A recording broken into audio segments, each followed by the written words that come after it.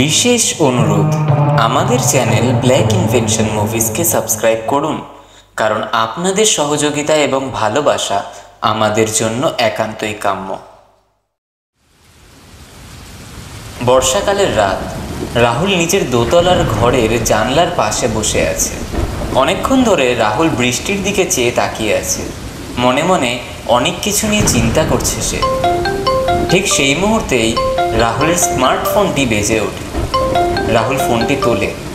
অপর প্রান্ত থেকে দীপেনদা বলে ওঠে, হ্যালো রাহুল। হ্যাঁ দীপেনদা বলো। কি খবর রে তোর?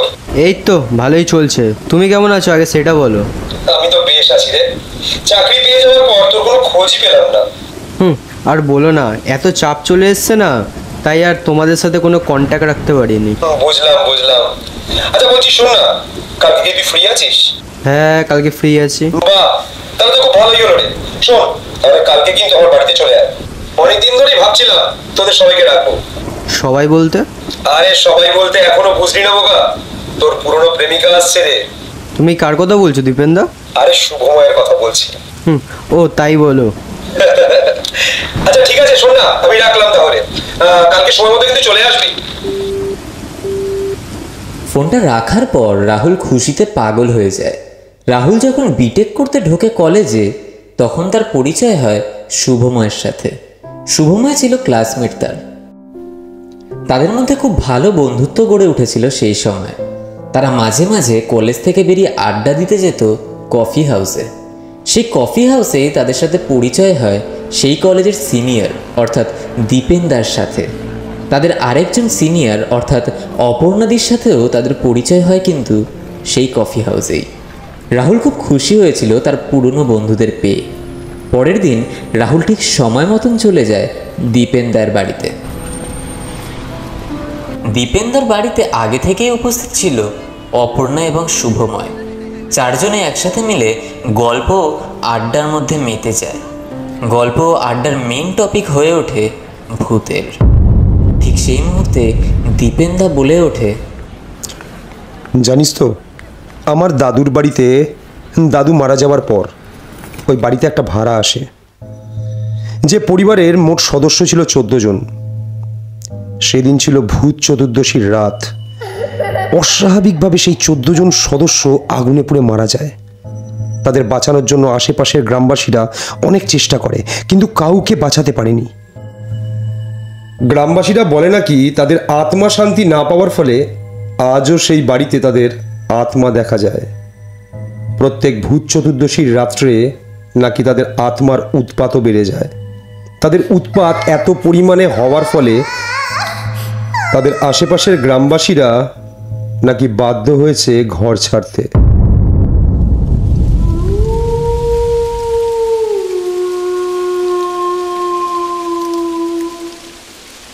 Black Invention.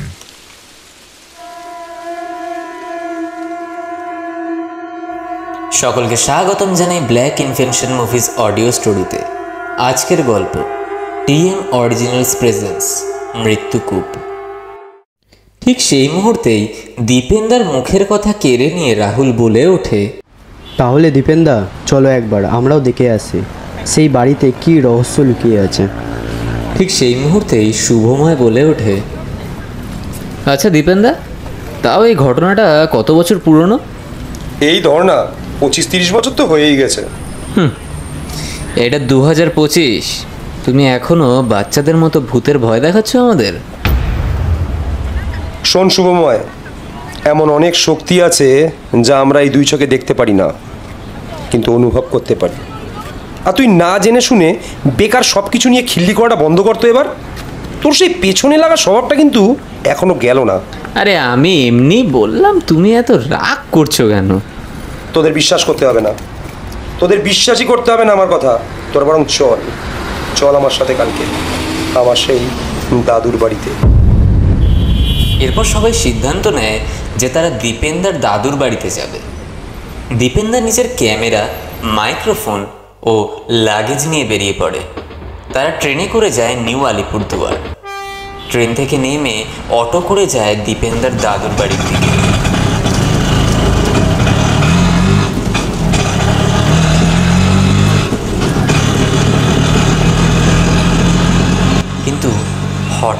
অটো থেমে যায় দীপেনদার দাদুর বাড়ির থেকে প্রায় 1.5 কিলোমিটার দূরে। তখন দীপেনদা অটো ড্রাইভারকে জিজ্ঞাসা করে ওঠে, কি হলো দাদা? আরে এখনো তো লোকেশন হিসাবে 1.5 কিলোমিটার দূরে আমাদের গন্তব্যস্থল, তা আপনি এই জঙ্গলের সামনে এসে কেন গাড়ি থামালেন? माफ़ कर दीजिए भैया, लेकिन लेकिन मेरा गाड़ी और अंदर नहीं जाएगा, आप लोग इधर ही उतर जाइए। কেন, আপনি তো তখনই আমাদের গাড়িতে তোলার সময় বলতে পারতেন, তাই না? হ্যাঁ, আপনি তো তখনই বলতে পারতেন। माफ़ कर दीजिए दीदी, माफ़ कर दीजिए। যত সব ফালতু লোক। আরে অপর্ণাদি, শান্ত হও, আমরা তো অ্যাডভেঞ্চার করতে এসেছি, চলো না একটু হেঁটেই যাই, গ্রামটাও ঘোরা হয়ে যাবে, দীপনদার দাদুর বাড়িও ঘোরা হয়ে যাবে। এরপর তারা চারজন জঙ্গলের পাশের রাস্তা ধরে গ্রামের দিকে যেতে থাকে। 2 মিনিট হাঁটার পর অপর্ণাদি একটা ছোট্ট দোকান দেখতে পায়। তখন অপর্ণাদি বলে ওঠে, ওই দেখ, ওইটা মনে হচ্ছে একটা চায়ের দোকান, চ আগে গিয়ে একটু চা খেয়ে নি। বাহ, বাঁচা গেল রে। পকেটে কখন থেকে দেখছি একটা সিগারেট পড়ে রয়েছে, কিনতে ভুলে গেছি তো। চল চল, চাও খেয়ে নি, সিগারেটটাও কিনে নি।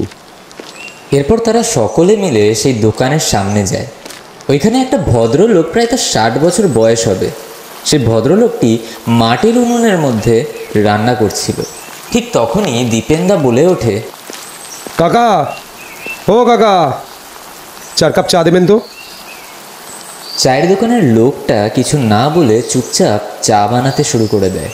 ঠিক সেই মুহূর্তে রাহুল লোকটিকে জিজ্ঞাসা করে ওঠে, আচ্ছা কাকা, এখানে আপনাকে ছাড়া আর কাউকে দেখতে পাচ্ছি না, গ্রামের মানুষজন কি এখানে থাকে না? ভদ্রলোকটি কিছু না বলে হালকা ঘাড় নাড়িয়ে চলে যায় সেই স্থান থেকে। আজব লোক তো, কোনো কথাই বললো না, ভূতের মতন ঘাড় নাড়িয়ে চলে গেল। কিছুক্ষণ পর যখন হাতে চায়ের ট্রে নিয়ে ভদ্রলোকটি ফিরে আসে, তখন দীপেনদা লোকটিকে বলে ওঠে, আচ্ছা কাকা, শিবদাসের বাড়িটা আর কতটা দূরে বলতে পারবেন? ঠিক সেই মুহূর্তেই হাতের চায়ের ট্রেটা পড়ে যায় ভদ্রলোকটির হাত দিয়ে। ভদ্রলোকটি হাতের ইশারায় তাদের যেতে বলে এখান থেকে। দীপেনদা, রাহুল, শুভময় ও অপর্ণাদি ভয়ে সেখান থেকে চলে যায়। কিছুটা পথ অতিক্রম করার পর তারা প্রবেশ করে সেই গ্রামের যেখানে দীপেনদার দাদুর বাড়ি। তারা গ্রামে প্রবেশ করতেই দেখে গ্রামের চারিপাশ ঘিরে আছে ঘন বন জঙ্গল, যেখানে সূর্যের আলো যেন পৌঁছাতে ভয় পায়। দিনের আলোতেও সেখানে যেন এক শীতলতা বিরাজমান। দূর দূরান্ত অবধি কোনো জনবসতি নেই, চারিদিকে কেমন যেন অদ্ভুত নিস্তব্ধতা ছড়িয়ে। তারা চারজন সাহস করে আস্তে আস্তে গ্রামের ভেতরে প্রবেশ করে। তারা যত গভীরে যেতে থাকে তত যেন ভয় তাদেরকে চেপে ধরে। ঠিক সেই সময় রাহুল বলে ওঠে, দীপেনদা, আশেপাশে অবস্থা দেখে মনে হয় না এটা কোনো গ্রাম, আমার তো মনে হচ্ছে আমরা জঙ্গলে চলে এসেছি। কিরে শুভময়, বিশ্বাস হলো তো এইবার? হ্যাঁ দীপেনদা। কিছুটা পথ অতিক্রম করার পর তারা দেখতে পারে সেই পুরনো শিবদাসের বাড়ি, অর্থাৎ দীপেনদার দাদুর বাড়ি। সেই বাড়িটার আশেপাশে টালির বাড়িগুলো ভাঙাচোরা অবস্থায় যেন পড়ে আছে। মনে হয় গত 20 বছর ধরে এইখানে কেউ বাস করে না। দীপেনদা সেই মুহূর্তে নিজের ব্যাগ থেকে ক্যামেরাটা বার করে আশেপাশের ঘর বাড়ির ফটো ও ভিডিও তুলতে শুরু করে। সব কিছুই সময়ের সাথে সাথে ঠিকই চলছিল, কিন্তু তারপরে শুরু হয় ভয়াবহ কাণ্ড। শিবদাসের পুরনো বাড়ি, বাড়িটির চারপাশে বড় ইটের দেওয়াল দিয়ে ঘেরা। বাড়িটির বাইরে দিয়ে দেখে মনে হচ্ছে বাড়িটা কোনো অভিশপ্ত বাড়ি। বাড়ির জানলা দরজাগুলো ভেঙে প্রায় পড়েই গেছে। দোতলার বেলকনিতে একটা আকর্ষণীয় ঝাড়বাতি, ঝাড়বাতির আওয়াজে পুরনো বাড়িটা মেতে উঠেছে। পুরনো কাঠের দরজা খুলে তারা প্রবেশ করে বাড়িটির উঠোনে। বাড়িটির সামনের বাগানের সব গাছপালাগুলোকে দেখে মনে হচ্ছে যে তারা নিজের প্রাণ হারিয়েছে। ঠিক সেই মুহূর্তে দীপেনদা বলে ওঠে, দেখেছিস আমার দাদুর বাড়ি? মনে হচ্ছে না এটা আর আমার দাদুর বাড়ি, মনে হচ্ছে কোনো ভূতের বাড়িতে যেন ঢুকে পড়েছি আমরা। ঠিক বলেছো দীপেনদা, কিন্তু আমরা আজকের রাতটা কাটাবো কি করে? তুমি কি ঘুরতে এসেছো সোনা? তোমার জন্য একটা কাজ করি, 5 স্টার হোটেল বুক করে দিচ্ছি, দাঁড়াও। সবসময় ইয়ার্কি মারবি না শুভময়। রাহুল তো ঠিকই বলেছে, আমার মনে হয় না আমরা এই ভুতুরে বাড়িতে থাকতে পারবো। কেন? তোরাই তো বলেছিলি যে চলো দীপেনদা দেখে আসি তোমার দাদুর বাড়িতে লুকিয়ে থাকার রহস্যগুলো। রহস্য খুঁজতে গেলে এই বাড়িতেই রাত্রিটা কাটাতে হবে, বুঝলে? তারপর তারা সবাই মিলে সদর দরজার দিকে এগিয়ে যায়। দীপেনদা সদর দরজা খোলার চেষ্টা করলেও সদর দরজা কিছুতেই খুলতে চায় না। সবাই মিলে সদর দরজা খোলার জন্য ধাক্কা দেয়, তারপরেই খুলে যায় সদর দরজা। ভেতর থেকে একদল বাদুড় মিলে আক্রমণ করে তাদের উপর। তারা ভয়ে মাটিতে পড়ে যায়, তারপর মাটি থেকে উঠে প্রবেশ করে সেই বাড়িতে। বাইরের পরিবেশ থেকে ভেতরের পরিবেশটা বেশ শীতল। সারা ঘরে চন্দনের গন্ধে ভরে গেছে। চারিদিকে জিনিসপত্র এই দিক ওই দিক ছড়িয়ে ছিটিয়ে পড়ে আছে। এদিকে জানলা দরজা বন্ধ থাকার দরুন বাড়িতে সূর্যের আলো ঠিক করে প্রবেশ করতে পারছে না। তারা জিনিসপত্র সরিয়ে চারিপাশটা ঘুরে দেখতে শুরু করে। ঠিক সেই মুহূর্তেই অপর্ণাদির চোখ যায় দোতলার ঘরের দিকে। ঘরের দরজা খোলার পরেই অপর্ণাদি তার পায়ের সামনে একটা কঙ্কালের মাথা দেখতে পায়। অপর্ণাদি ভয়ে চিৎকার করেই সেখানে অজ্ঞান অবস্থায় মাটিতে পড়ে যায়। সবাই মিলে দৌড়ে যায় অপর্ণাদির কাছে। অপর্ণাদির চোখে মুখে জলের ঝাপটা দেয় এবং অপর্ণাদিকে তুলে পাশের ঘরের চেয়ারে বসানো হয়। কিছু সময় কাটে, সব কিছুই তারা মানিয়ে নিচ্ছিল। সারাদিন তারা ভিডিও বানায়, আড্ডা দেয় তারা সকলে মিলে। কিন্তু রাত নামতেই শুরু হয় ভয়াবহ কাণ্ড। তখন রাত 10:30। দোতলার বেলকনিতে বসে আছে তারা 4 জন, সামনেই মোমবাতি জ্বালানো। ঠিক তখনই রাহুল বলে ওঠে, দীপেনদা আর মাত্র 30 মিনিট বাকি, তারপরেই 11টা বেজে যাবে আর আমাবস্যাও নেমে যাবে। দেখ, সবাইকে একটা কথা বলি, ভয় পাস না, সবাই মিলে একসাথে থাক, দেখ কিচ্ছু হবে না। সত্যিই তো, ভূত চতুর্দশীতে যদি ভূতই না দেখতে পাই তাহলে মজাটা পাবো কি করে? বল তোরা এবার। দেখ শুভময়, সব কিছু নিয়ে খিল্লি করাটা বন্ধ কর প্লিজ। গল্প ইয়ার্কি করতে করতে কখন যে সময় কেটে যায় তারা কেউ বুঝতে পারে না। ঠিক সময় 11টা বাজার পর অপর্ণাদি আচমকাই বলে ওঠে, শোন না, আমি একটু ওয়াশরুম থেকে আসছি। অপর্ণাদি হাতে মোমবাতি জ্বালিয়ে নিচে বাথরুমের দিকে যায়। সিঁড়ি দিয়ে নামবার সময় অপর্ণাদি খেয়াল করে এত বছর পুরনো ঘড়ি হঠাৎ করে বেজে উঠছে কিভাবে। ঘড়ির শব্দে সারা ঘর যেন কেমন ভয়ানক রূপ ধারণ করছে। অপর্ণাদির সারা শরীর ভারী হয়ে যেতে থাকে। অপর্ণাদি বুঝে উঠতে পারছিল না তার সাথে ঠিক কী ঘটছে। আস্তে আস্তে পুরনো ভাঙা বাথরুমের দিকে প্রবেশ করে অপর্ণাদি। ঠিক সেই মুহূর্তেই অপর্ণাদির চোখ যায় বাথরুমের জানলার দিকে। অপর্ণাদি দেখে বাড়ির পেছনে কুয়োর সামনে একটা 4 থেকে 5 বছরের বাচ্চা দাঁড়িয়ে। বাচ্চাটি আকাশের দিকেই তাকিয়ে। অপর্ণাদি তাড়াতাড়ি বাথরুম থেকে বেরিয়ে বাড়ির পেছনের দিকে যায়। তখন সেই বাচ্চাটা আকাশের দিকে মুখ করে কুয়োর সামনে দাঁড়িয়ে। অপর্ণাদি সাহস করে আস্তে আস্তে বাচ্চাটির দিকে যেতে থাকে। ঠিক তখনই বাচ্চাটি অপর্ণাদির দিকে ঘুরে তাকায়। অপর্ণাদি দেখে বাচ্চাটা সারা শরীর পুড়ে আছে, মুখের অর্ধেক অংশ ঠিক করে বোঝা যাচ্ছে না। বাচ্চাটা অপর্ণাদির দিকে একদৃষ্টে তখনও তাকিয়ে। হঠাৎ করে বাচ্চাটি হাসতে হাসতে কুয়োর ভেতরে ঝাঁপ দেয়। অপর্ণাদি এক দৌড়ে সে কুয়োর সামনে গিয়ে পৌঁছায় আর কুয়োর ভেতরে বাচ্চাটিকে খুঁজতে থাকে। ঠিক সেই মুহূর্তেই অপর্ণাদির মাথার উপর গাছের ডাল ভেঙে পড়ে। অপর্ণাদি সে কুয়োর মধ্যে পড়ে যায়। কিছু সেকেন্ডও লাগে না, কুয়োর জল অপর্ণাদির শরীরের রক্তে লাল হয়ে যায়। অপর্ণাদি মারা যায় সেই স্থানে। অপরদিকে রাহুল দীপেনদা এবং শুভময়ের কাছে বলে ওঠে, দীপেনদা, এতক্ষণ হয়ে গেল, অপর্ণাদি তো আসলো না।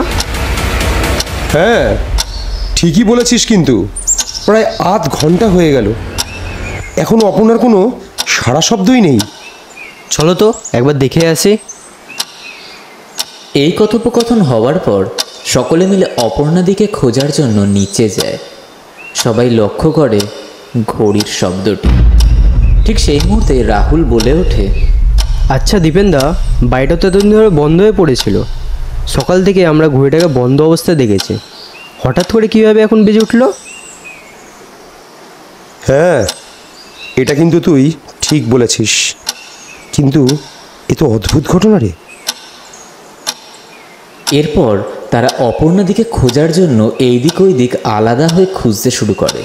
ঠিক তখনই শুভময়ের চোখ যায় দোতলার সেই ঘরটার দিকে, যেখানে অপর্ণাদি সকালে অজ্ঞান হয়ে পড়েছিল। শুভময় দেখে সেই ঘরের ভেতরে কেউ যেন হাঁটাচলা করছে। শুভময় দরজা খুলে প্রবেশ করে। ঠিক তখনই শুভময়ের চোখ যায় ঘরের ভেতরের থাকা ভাঙা খাটের উপর এক কালো অবয়ব উপুড় হয়ে যেন বসে আছে। শুভময় ফোনের টর্চ জ্বালাতেই দেখতে পায় সে অবয়বটার সারা শরীরে পুড়ে যাওয়ার দাগ। অবয়বটার চোখ কান মুখ সবই আছে, কিন্তু মাথার উপরের অংশটাই নেই। কান থেকে রক্ত ক্রমশ পড়ে চলেছে। শুভময় ভয়ে চিৎকার করে ওঠে। ঠিক তখনই রাহুল দীপেনদাকে বলে, এই দীপেনদা, এটা শুভময়ের গলা না? হ্যাঁ, ঠিক বলেছিস, কিন্তু ও কোথায়? ধীরে ধীরে আকাশের রূপ পাল্টায় মেঘের গর্জন দ্বারা। চারিদিকে ঝড়ো হাওয়া প্রবেশ করছে জানলা দিয়ে। ঘরের জিনিসপত্র এই দিক ওই দিক পড়ে ভেঙে যাচ্ছে। তছনছ হচ্ছে সারা ঘর দুয়ার। আকাশে কালো মেঘ, মুষলধারায় বৃষ্টি হচ্ছে বাইরে। বিদ্যুতের আওয়াজ কেমন যেন সারা বাড়িটাকে কাঁপিয়ে তুলছে। ঠিক তখনই দীপেনদা বলে ওঠে, রাহুল, আমার মনে হচ্ছে শুভময়ের আওয়াজটা দোতলা থেকে আসছে। চ একবার দেখে আসি গিয়ে। হ্যাঁ চলো, আমারও মনে হচ্ছে শুভময় দুতলাতেই আছে। ঘড়ির কাঁটায় তখন 11:45। দীপেনদা আর রাহুল শুভময়কে খোঁজার জন্য দোতলায় যায়। ঠিক তখনই তাদের কানে একটা মহিলার কান্নার শব্দ ভেসে আসে। তারা দৌড়ে সেই ঘরের ভেতরে প্রবেশ করতে যাবে কি হঠাৎ ঘরের দরজা যেন অদৃশ্য শক্তির মাধ্যমে বন্ধ হয়ে যায়। দীপেনদার রাহুল খুব চেষ্টা করে দরজাটি খোলার জন্য, কিন্তু তারা ব্যর্থ হয়। তখনই হঠাৎ তাদের কানে ভেসে আসে শুভময়ের চিৎকার। রাহুল এবং দীপেনদা বুঝতে পারে শুভময় বিপদে আছে। শুভময়কে বাঁচানোর জন্য রাহুল ঘরের পাশে থাকা টেবিলটিকে ভাঙে। সেখান থেকে ভাঙা কাঠের টুকরো নিয়ে দরজা ভাঙতে শুরু করে। কিছুক্ষণ পর দরজা ভেঙে তারা ভেতরে প্রবেশ করে। সব কিছুই যেন হঠাৎ শান্ত হয়ে যায়। শুভময়কে এদিক ওই দিক খুঁজতে শুরু করে তারা। ঠিক তখনই দীপেনদার চোখ যায় ঘরের মেঝের উপর। দীপেনদা দেখে মেঝেতে রক্ত পড়ে আছে। দীপেনদা উপরের দিকে চোখ তুলতেই দেখে ঘরের ছাদের ওপর শুভময়ের শরীর ঝুলছে। শরীর চিরে বেরিয়ে ঝুলছে নাড়ি ভুড়ি। দীপেনদা ভয়ে রাহুলকে ডাকে। রাহুল ও দীপেনদা শুভময়কে ওই অবস্থায় দেখে বলে ওঠে, দীপেনদা, আমার মনে হয় না এই বাড়িতে আর বেশিক্ষণ থাকা উচিত। হ্যাঁ, ঠিকই বলেছি সেটা। চল বরং এই মুহূর্তে এখান থেকে বেরিয়ে যাই আমরা। কিন্তু অপর্ণাদিকে একা ফেলে যাব কি করে আমরা? তোর এখনো মনে হয় রাহুল যে অপর্ণা বেঁচে আছে? এতক্ষণে অপর্ণাকে ওরা মেরেও দিয়েছে, হয়তো ঠিক শুভময়ের মতো। কি বলছো দীপেনদা? ওরা আমাদের কাউকে ছাড়বে না আর, বরং তাড়াতাড়ি চল, আর বেশিক্ষণ এখানে থাকার দরকারই নেই। ঠিক তখনই দীপেনদা ও রাহুল সেই স্থানটি ছাড়ার জন্য এগোতে থাকে সদর দরজার দিকে। আচমকাই সদর দরজা যেন বন্ধ হয়ে যায়। দীপেনদা ও রাহুল ভয়ে সেইখানেই দাঁড়িয়ে পড়ে।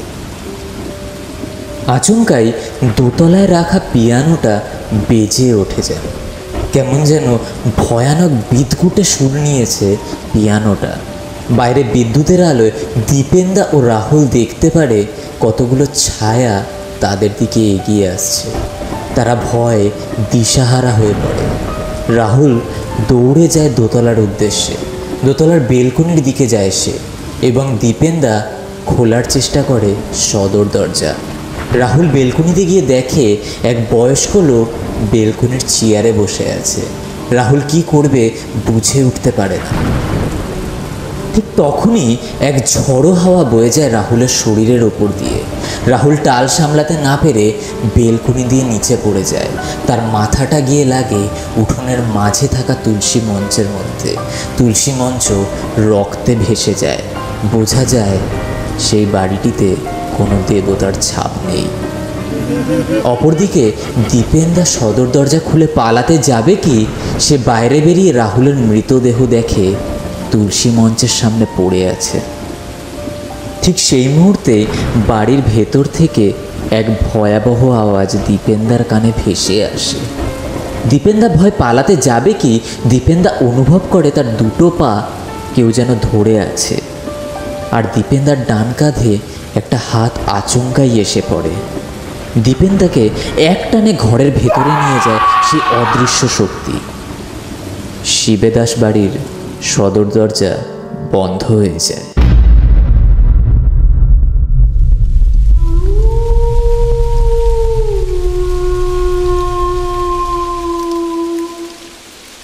Black Invention.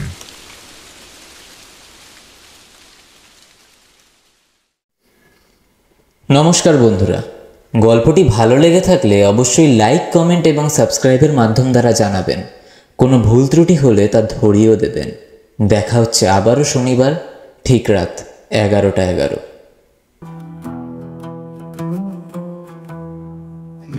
রাতে ঝড়ের ছায়া, কুয়াশায় ঢাকা পুরনো ছায়া, তালা ভাঙা দরজা বলে গল্পগুলো রক্তে মেশা, ছাদের ওপর কিসের ছায়া, অন্ধকারে কেউ কেউ ছায়া, হাড়ের কঙ্কাল মাটির তলে, বাড়ির গল্প কেউ জানে বলে,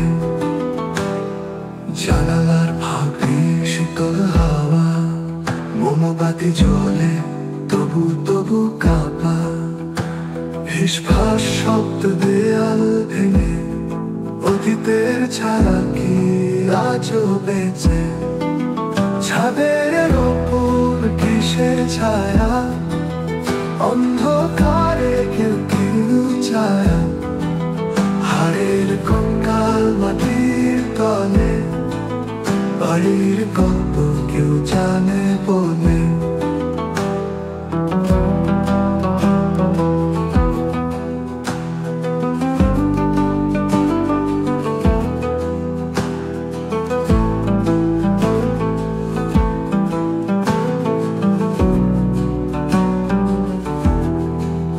লোককথার গান রাতের সুরে, অশরীরী হাসি কান্নার পুরে, ঘুম ভাঙে না স্বপ্নের ভেতরে, কে যেন ডাকে অজানা পথে।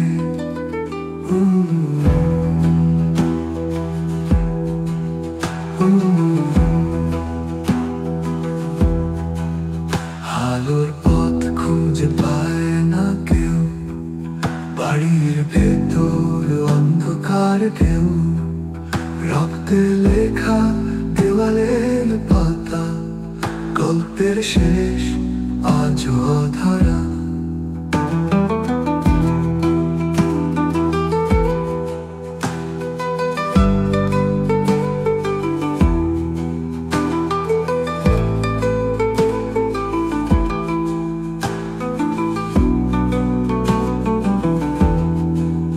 জানালার ফাঁক দিয়ে শীতল হাওয়া, মোমবাতি জ্বলে তবু তবু কবু, তবু তবু কাপা ফিসফাস শব্দ দেয়াল ভেঙে, অতীতের ছায়া কি আজও বেঁচে? ছাদের ওপর কিসের ছায়া, অন্ধকারে কেউ কেউ ছায়া, হাড়ের কঙ্কাল মাটির তলে, বাড়ির গল্প কেউ জানে বলে। ছাদের ওপর কিসের ছায়া, অন্ধকারে কেউ কেউ ছায়া, হাড়ের কঙ্কাল মাটির তলে, বাড়ির গল্প কেউ জানে বলে।